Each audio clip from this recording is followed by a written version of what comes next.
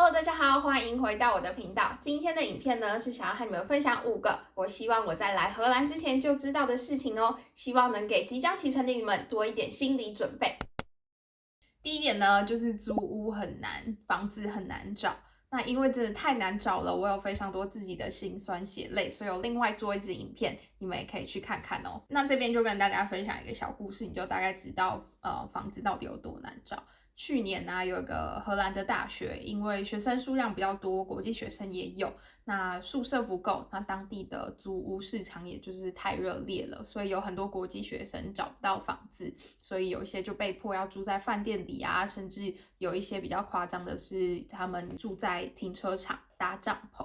因为他们就在荷兰没有所谓的家可以回嘛，那如果你是荷兰人，至少你还可以通勤啊等等的。所以如果你不是来读书，你只是来打工度假或者是工作的话，我会蛮强烈建议你们不要在7、8、9月的时候出发，因为那个时间是有很多学生在找房子的时候，相对而言也会压缩到你的机会。第二点呢，就是跟卫生有一点关系。就在荷兰呢，其实老鼠算是蛮常见的一个问题。以我自己住过的2个城市来说，阿姆斯特丹跟乌特勒支城市里面都是有水道的。那有水的地方就比较容易有老鼠，再加上荷兰的老房子呢都是木造的，所以也老鼠比较容易打洞。那几乎家家户户可能是有一点夸张啊，但是蛮多人养猫的。那大家都知道，只要有猫的味道，老鼠基本上是不会去。所以其实我当初在租房子的时候有遇到这个问题，因为我的邻居，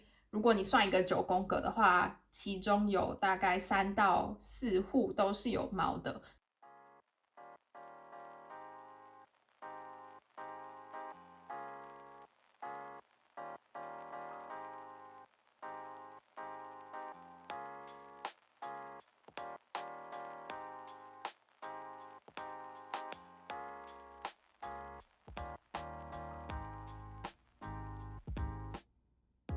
所以老鼠就是有出现在我们家。那个时候我看到的时候，就上网找一些资料，想说可以怎么处理呀、什么的。那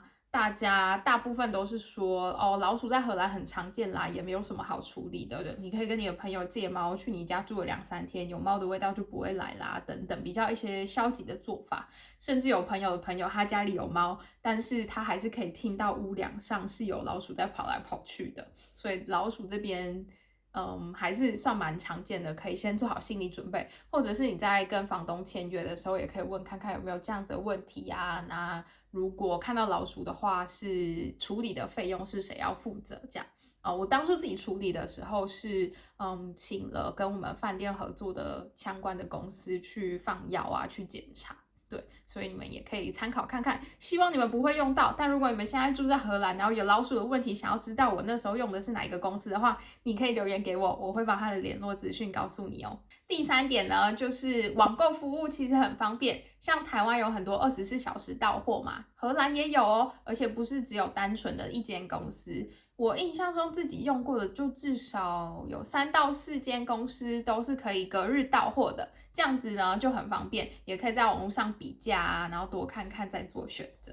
第4点呢，可能会造成你生活那么一点点的不方便，我这边先告诉你，就可以先做好心理准备哦。就是有一些商店呢，他们还是只接收 Maestro Card。Maestro Card 呢，其实就是他们这边最常见的银行卡，也就是所谓的金融卡。只不过因为台湾的金融卡大部分还是发行成 Mastercard 或者是 Visa Card， 都可以用一般信用卡的方式去刷过，但 Maestro Card 就比较不一样一点。不过现在跟2017年我第一次到荷兰比起来呢，有越来越多的店家慢慢的接受信用卡。那有2个比较常见，你可能会需要用到卡付钱的地方，像是 Abraham 这个超市品牌，还有在公车上你想要买交通票的话，他们基本上目前都只接收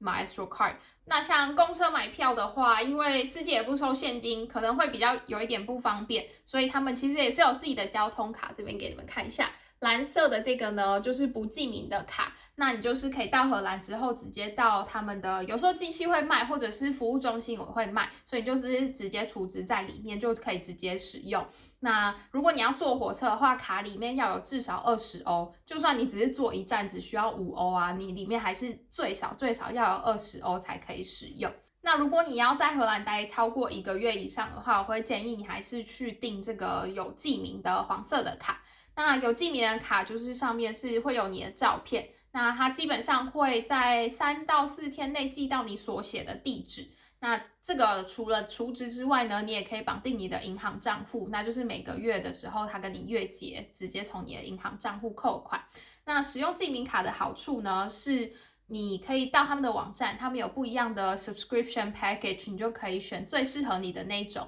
那最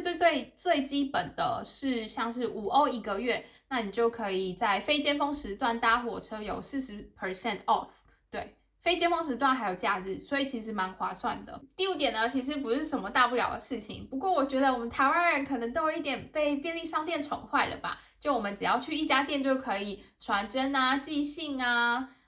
寄包裹啊，就是所有一切事情都可以在同一家店完成。那荷兰这边的超市呢，项目就比较局限一点。就里面大部分就是清洁用品啊和食物等等的。如果你需要，比如说你需要工具箱啊、订书针啊、纸啊等等的，你就可能要到另外一家店买。像是 Action 就是比较像我们的五金行，里面是除了生鲜之外，里面可能都有。那我当初要寄出签证申请的时候，就在那一天为了要寄出东西跑了5个店。另外有一点需要注意的是，除了超市啊或者是餐厅